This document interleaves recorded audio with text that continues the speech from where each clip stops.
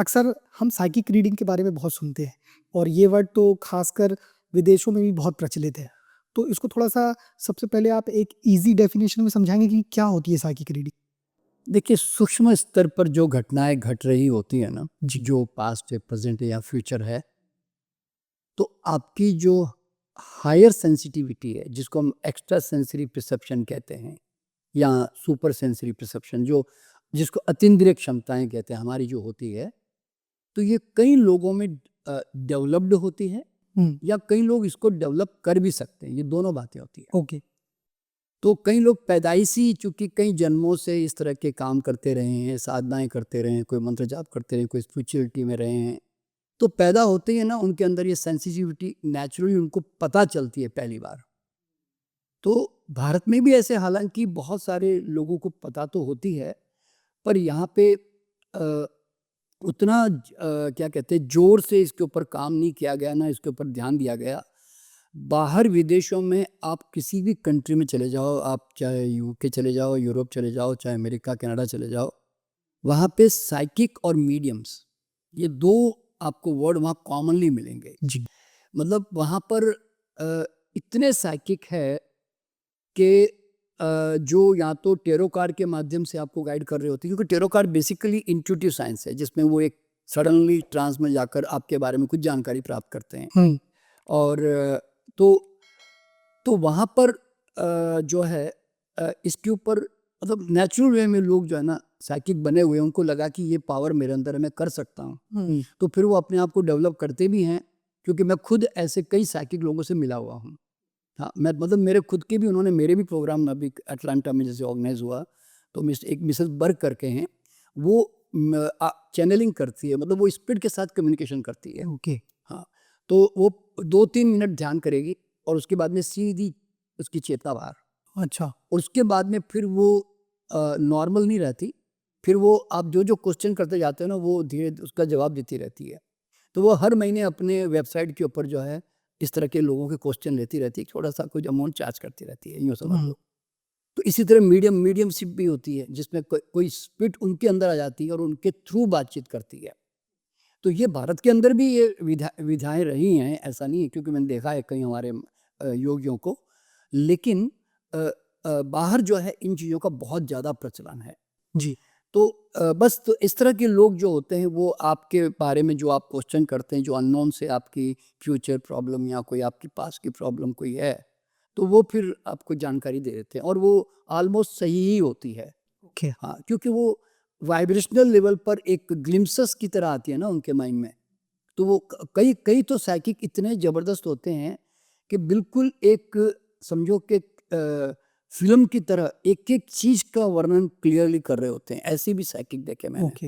हाँ, तो मतलब ये अलग-अलग लेवल के लोग रहते हैं, सेंसिटिविटी। मतलब कितनी सेंसिटिविटी जिसकी ज़्यादा हाँ, होगी तो उतना ही ज़्यादा हाँ, वो कई प्रेडिक्ट हाँ, कर जैसे बोलते हैं ना कि उसकी वो बोलते हैं ना कि वो जैसे वो रेडियो है ना, हुँ, हुँ, वो रेडियो फ्रीक्वेंसी कितनी कैच कर पा रही जी, है, जी, जी, उसके आधार पर होता है। ओके, तो हमारे यहाँ पे भी हम लोग साइकिक रीडिंग का इस्तेमाल करते हैं, क्योंकि हमारे यहाँ पे जब डिस्टेंस हीलिंग होती है, तो हम उसके बारे में एक जानकारी प्राप्त करना चाहते हैं। तो साइकिक रीडिंग में हम बहुत सारे उनकी जो प्रॉब्लम्स होती है, जिसके बारे में वो अनजान है और वो जानना भी चाहते हैं, तो हम भी उसके ऊपर काम करते हैं। तो साइकिक रीडिंग में बेसिकली सबसे पहले अ, उनका कोई ऐसा कोई क्वेश्चन है हुँ, कि भाई जैसे कोई चीज़ उनकी गुम हो गई या कोई या किसी के साथ कोई प्रॉब्लम हो गई, कुछ भी, या कोई कोर्ट केस चल रहा है, कुछ भी, तो वो लोग या कोई घर से गुम हो गया, कोई व्यक्ति गुम हो गया, ऐसे कई चीज़ें उनको जानने का शौक रहता है। तो हम लोग उसमें सबसे बेस्ट तरीका तो हम बाकी सब मेथड के से बढ़कर पूर्व जन्म में ले जाने को कहते हैं। क्यों? कारण क्या होता है कि एक बार उनकी चेतना जब बाहर निकल जाती है ना, तो फिर वो किसी भी टाइम पीरियड में ट्रैवल कर सकती है। तो पास्ट लाइफ का मतलब ये नहीं कि हम पास्ट लाइफ में लेके जा रहे हैं। पास्ट लाइफ का सहारा लेकर हम भरोसा कर लेते हैं कि भाई पास्ट लाइफ में अगर गया है और उसने अपने आप को बिल्कुल एक डिफरेंट रूप में देखा है, तो इसका मतलब he is out of normal life. Okay, वो एक कन्फर्म करने के लिए लेके जाते हैं। फिर वहाँ से फिर उसके जो प्रॉब्लम्स होते हैं कि भाई जैसे कोई उनका गुम हो गया, कोई प्रॉब्लम है, तो उससे रिलेटेड टाइम पीरियड में लेके जाते हैं। अभी मैं एग्जांपल देता हूँ। अभी मैं रिसेंटली कनाडा में वैंकूवर में एक परिवार आया जिसके पिताजी आज से कोई 10 साल पहले, मतलब वो इधर मुजफ्फरनगर के रहने वाले लोग हैं, तो उनके 10 साल पहले पिताजी गायब हो गए थे, जो मिले नहीं वापस कभी। अच्छा। मतलब उनकी लाश भी नहीं मिली, ना उनका नाम भी नहीं मिला, वो अता पता भी नहीं मिला, अच्छा, लापता हो गए। लापता हो गए एक प्रकार से। तो वो उनको ये जानना था कि हमारे पिताजी का हुआ क्या वास्तव में, है भी कि नहीं? है भी कि नहीं करके। ओके। तो उन्हीं के जो बेटे और बहू दोनों को लेके गया मैं, और दोनों ने एक जैसे ही सब कुछ देखा एग्जैक्टली, क्योंकि वो कंफर्म करने के लिए कि भाई एक ने जो देखा क्या वो दूसरा भी वही देख पा रहा है क्या, या उसने कुछ और देखा कुछ क्या, और दे। ऐसे। तो वो कंफर्म करने के लिए दोनों को लेके गया मैं। तो उसमें उन्होंने इस तरह से देखा कि भाई वो सुबह कितने बजे घर से, मतलब कितने बजे निकले घर से, घूमने निकले, फिर वो कहाँ गए, किसके यहाँ बैठे, क्या उन्होंने बातचीत की, फिर वहाँ से वो कैसे बस पकड़ी, कहाँ वो, फिर वहाँ से वो हरिद्वार गए, हरिद्वार से फिर वो गंगोत्री की तरफ गए, वहाँ बस स्टैंड पे जाकर वो बेहोश हो गए। ये सब वो उन्होंने क्लियरली देखा कि वो बेहोश हो गए, तो गिर गए, उनको फिर हॉस्पिटल लेके गए तो डॉक्टर ने कहा ही इज़ नो मोर। तो लेकिन उनके जेब में कोई आईडी कार्ड नहीं था, क्योंकि वो सुबह सुबह के ड्रेस पहन के गए थे, तो कोई आईडी कार्ड नहीं था, कोई उनके पास में मोबाइल नहीं था। तो इसलिए वो 8 दिन तक बोले वो हॉस्पिटल में, मतलब उसको मॉर्चरी में रखा उसको, और उसके बाद में फिर बाद में पुलिस ने क्रिमिनेशन कर दिया उनका। तो ये बातें क्लियर हो गई उनके सामने कि, और यही सेम स्टोरी उनकी वाइफ ने भी देख ली। तो पूर्व जन्म से क्या होता है कि कई बार इस तरह के केसेस होते हैं ना, इस तरह के बहुत सारे केसेस हैं। जैसे कोई इंडोनेशिया गया था घूमने, आया नहीं वापस, तो वो क्या डूब के मारा, के दोस्त ने मारा, कि आत्महत्या हुई, क्या हुआ। तो ये सब चीज़ें क्लियरली वो उस टाइम पीरियड में जाकर देख सकता है, तो वो थोड़ी ऑथेंटिक मानी जाती है और वो रियल निकलता भी वैसे ही है। लेकिन बाकी जो चीज़ें हैं ना, वो अजम्पशन और क्या कहते हैं कि उस पर 80-90% भरोसा करना पड़ता है। जैसे अभी डाउजिंग एक आपने वर्ड सुना होगा, जिसके अंदर पेंडुलम और इंस्ट्रूमेंट से लोग ढूंढते हैं। तो डाउजिंग में भी क्या होता है कि जिनकी सेंसिटिविटी बेटर होती है और थोड़े सरेंडर्ड होते हैं, डेडिकेटेड लोग होते हैं, तो डाउजर में हमारे हमारे तो हज़ारों 20,000 डाउजर है हमारे सीखे हुए। तो उसमें कुछ ही डाउजर जो है ना, बड़ा एक्यूरेटली परफेक्टली काम कर रहे होते हैं। तो ऐसे डाउजर्स हम हमारे साथ में रखते हैं कि जिससे कि हमें उनके बारे में सही जानकारी प्राप्त हो। तो वो क्योंकि वो मतलब इस हद तक डाउजिंग कर लेते कि आप झूठ बोल रहे हैं कि आप सच बोल रहे हैं, या आपके अंदर बीमारी क्या है शरीर में, वो अपने आप वो सब ढूंढ के बता भी देते हैं, मतलब इस तरह के। तो उनकी जो पकड़ है ना, वो बहुत गहरी है। तो फिर ऐसे डाउजर होते हैं तो हम उनका सहारा लेते हैं, और तो उनसे उनके थ्रू भी हम गाइड करने की कोशिश करते हैं लोगों को। मान लो उसको साइकिक रीडिंग कहते हैं, क्योंकि एक अननोन फैक्टर को नोन करना, दैट इज अच्छा। फिर तीसरी चीज़ एक टेरो कार्ड रीडिंग भी होती है, तो हमारे यहाँ टेरो कार्ड रीडर्स भी होते हैं। तो वो टेरो कार्ड रीडर्स क्या करते हैं कि वो भी ऐसे सेंसिटिव टाइप के और थोड़े अच्छे स्पिरिचुअल टाइप के होते हैं, इसलिए उनकी रीडिंग को हम सच भी मानते हैं। क्यों, कारण क्या होता है, क्योंकि वो कहीं उनका वो नेगेटिव लोग नहीं है, माइंड से कोई बनाने की कोशिश नहीं करता होता ना, अब कुछ भी बोल दिया, ऐसा इस तरह के लोग नहीं होते। तो इसीलिए उससे भी हमें काफ़ी आइडिया मिल जाता है। तो हम लोग क्या करते हैं कि बहुत सारे एक साथ 2-3 तरह की साइकिक रीडिंग करके फिर कंबाइन करके एक रिजल्ट निकालते हैं जनरली। अच्छा, फिर इसके बाद में एक और बड़ी मज़ेदार चीज़ जो हमने बहुत पहले अभ्यास किया था, जो आजकल नहीं कर पा रहे हम लोग, वो था कि आपने देखा होगा कि बच्चे पहले ब्लाइंड फोल्ड करके किताबें पढ़ लेते किताबें थे, पढ़ सब ली। करने, जिसको मिड ब्रेन एक्टिवेशन कहते थे। तो हम लोगों ने भी एक ज़माने में 10 साल काफ़ी मिड ब्रेन पे काम किया। इसको थर्ड आई एक्टिवेशन हाँ, भी थर्ड कहते आई एक्टिवेशन कहते हैं। तो उसके अंदर हमने बच्चों पे बहुत सारे प्रयोग किए। हमने जैसे एक बच्चे पे जैसे मैंने उसका इस तरह से प्रयोग किया ब्लाइंड फोल्ड करके, कि अपनी चेतना को, क्योंकि वो तो अब तो सामने तो कुछ दिख नहीं रहा है, अब वो तो बिल्कुल एकदम ब्लाइंड है। तो मैंने कहा कि अपनी चेतना को अपने घर ले जाओ। मैंने उसको ये प्रयोग पहली बार मैंने प्रयोग किया कि मैंने कहा घर ले जाके तुम अपने रूम में जाओ और अपनी किताब निकालो, जो तुम्हारी पसंद की किताब है। तो उसने एक फिजिक्स की किताब निकाली। मैंने कहा उसमें से चैप्टर नंबर 3 को पढ़ो। फिर मैंने उसके फादर को फ़ोन किया कि मैंने कहा देखो आपकी लड़की है ना, यहाँ पे वो किताब का सेंटेंस पढ़ रही है, नाम बता रही है, अब ज़रा देख के बताइए कि क्या वो एग्जैक्टली वही नाम है क्या। तो उसके फादर ने कहा हाँ सर, वो बिल्कुल सही बता रही है। तो मैं ये समझ गया कि हमारी चेतना जो है कहीं पर भी जा सकती है इस तरह से, मतलब होश में भी। एक तो होता है कि ट्रांस में ले जाकर बाद में लेके गए, तब तो चलो भाई वो अलग डायमेंशंस में थी तो उसने रीड कर लिया। यहाँ तो आंखें बंद है और बिल्कुल अभी अभी आंखें बंद की, ब्लाइंड फोल्ड करवाया और उसके बाद में वो काम कर रही है। ओके। तो उसके बाद उसके घर में माता-पिता क्या बातें कर रहे हैं, माँ क्या काम कर रही है, घर में क्या चल रहा है, वो सब उसने ना हमारे सामने वर्णन करना शुरू कर दिया। तो फिर मैं ये बात को समझ गया कि साइकिक लेवल पर अगर इस तरह के बच्चों पर काम किया जाए, तो बहुत कुछ जानकारी हमें प्राप्त हो सकती है। तो मैंने है ना एक कुछ 7-8 साल पहले मैंने एक पीडीएफ बनाया। पीडीएफ का मतलब साइकिक डिटेक्टिव फोरम, अच्छा।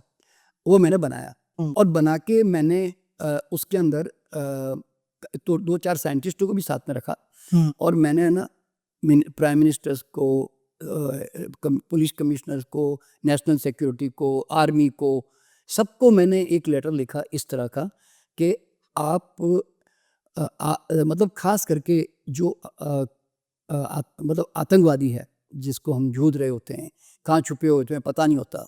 तो मैंने कहा हमारे पास dowsing, mid brain, past life और साइकिक रीडिंग के और भी जो तरीके होते हैं, इंट्यूटिव लोग भी होते हैं, कई लोग हैं ना इंट्यूटिव लोग होते हैं, तो वो इंट्यूशन से भी उनको गाइडेंस मिल जाती है, तो ऐसे लोग भी होते हैं। तो वो आँख बंद करते ही वो सीधा कम्युनिकेशन करते हैं। अच्छा, एक और कम्युनिकेशन का तरीका मैंने देखा, वो है स्पिरिट कम्युनिकेशन।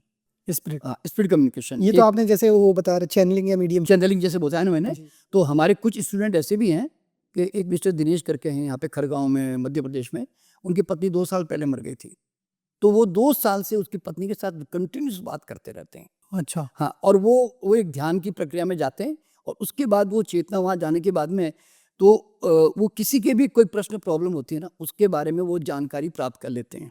अभी मैं एग्जांपल दे रहा हूँ, मैंने है ना उनको अपने बारे में पूछा।